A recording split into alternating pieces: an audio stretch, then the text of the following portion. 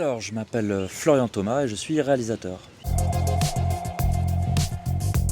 Alors, c'est la 6e saison que je réalise sur OPJ. Ça fait donc 5 ans puisqu'on en a fait, on a eu notre première année, on a fait 2 saisons. Donc c'était en 2020, on a commencé en 2020 je crois. Dans une autre vie, j'étais assistant réalisateur et j'ai travaillé sur des projets de la même production, donc Terrence Film qui produit OPJ. D'ailleurs, il tournait déjà à La Réunion, il faisait une série qui s'appelait Cut à l'époque. Moi, j'étais premier assistant sur la série Cut. Et à un moment donné, je suis passé à la réalisation sur une autre série. Et on va dire que les planètes se sont alignées. C'est comme ça que je me suis retrouvé ici, quoi. C'est une super bonne question. Alors un tout petit peu plus compliqué parce qu'effectivement on n'a pas eu de la météo, on n'a pas eu de la chance avec la météo cette année. Donc on a eu des journées un petit peu plus compliquées à faire parce qu'on n'est pas vraiment équipé pour tourner sous la pluie. Et après il y a d'autres défis, quoi. 6e saison, ça veut dire aussi qu'on pourrait croire qu'il y a une certaine routine qui s'installe, etc. Mais en fait, comme d'année en année, on essaye un peu d'augmenter notre niveau d'exigence, de qualité, etc., de se mettre des nouveaux défis. C'est pas OPJ, c'est ça qui est très cool, c'est que c'est pas vraiment un programme sur lequel on a le temps de s'ennuyer, quoi. Puis humainement, d'année en année, je connais de mieux en mieux mon équipe et les liens sont très très forts. Et c'est ça qui est génial parce que, tu vois, dans la vie d'un réalisateur, je pense que ça va pas m'arriver une deuxième fois, d'avoir un projet au long cours comme ça sur autant d'années consécutives avec les mêmes personnes, etc., etc. Donc ça a une saveur particulière et en plus d'année en année, tu sais que tu as plus de chances que la série s'arrête, que tu sais jamais si c'est la dernière saison, etc. Donc c'est toujours un peu c'est émouvant, quoi, presque. Le policier, c'est un genre moi que j'affectionne déjà beaucoup. C'est du genre, donc ça laisse plus de place généralement à la mise en scène, à mettre les choses en esthétique. Donc d'un point de vue artistique, c'est toujours intéressant. Le genre policier est très intéressant. Après, c'est travailler à La Réunion, clairement.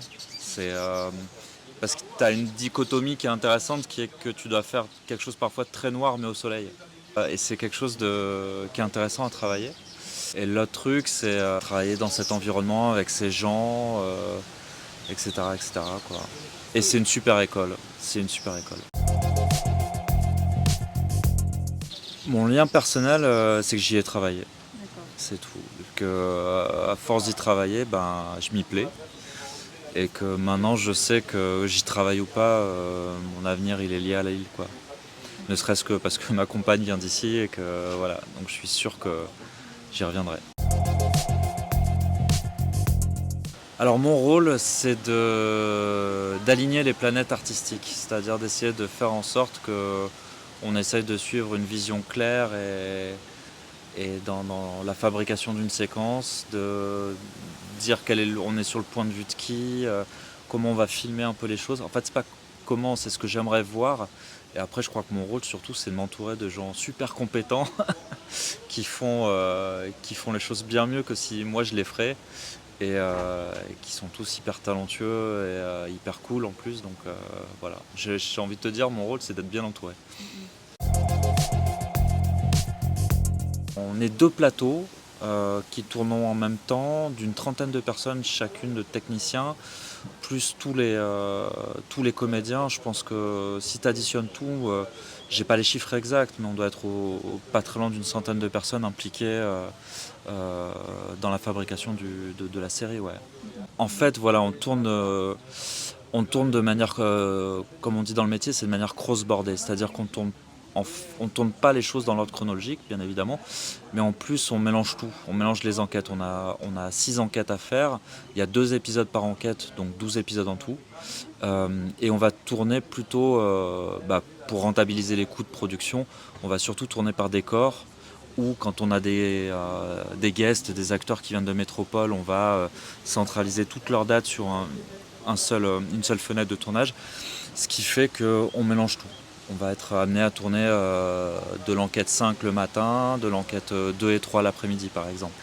Là aujourd'hui, chose assez rare, on tourne que de l'enquête 6. D'accord. Non, c'est une journée, classique, on va dire, avec une scène de crime et cetera. C'est toujours des moments, il faut être sûr de rien manquer en termes, de narration, c'est-à-dire que le spectateur doit bien comprendre les enjeux et cetera.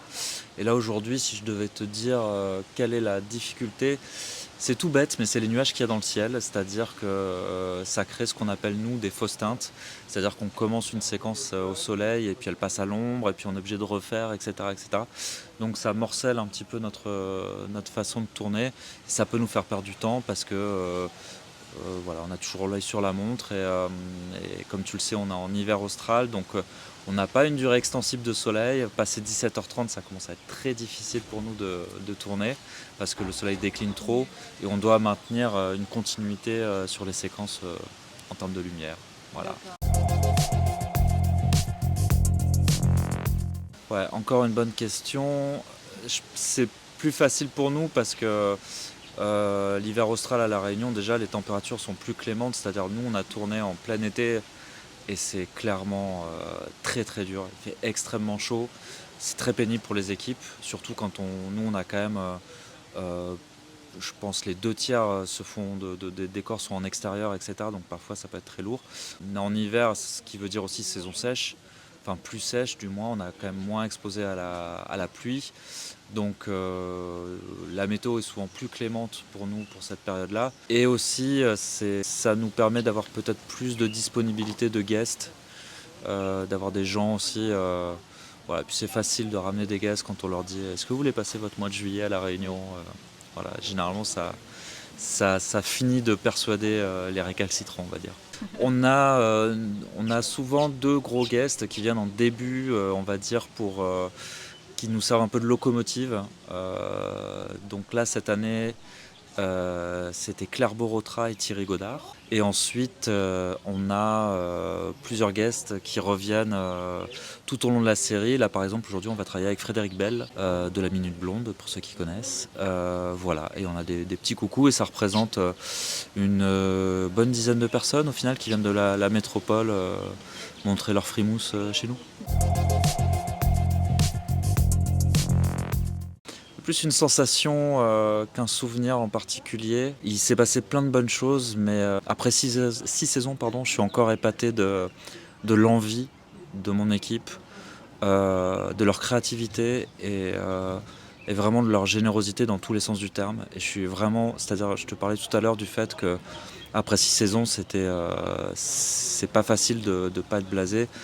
Et là, c'est le cas. Je suis vraiment avec des gens qui sont jamais blasés, qui ont toujours envie et qui sont ventre à terre du matin au soir.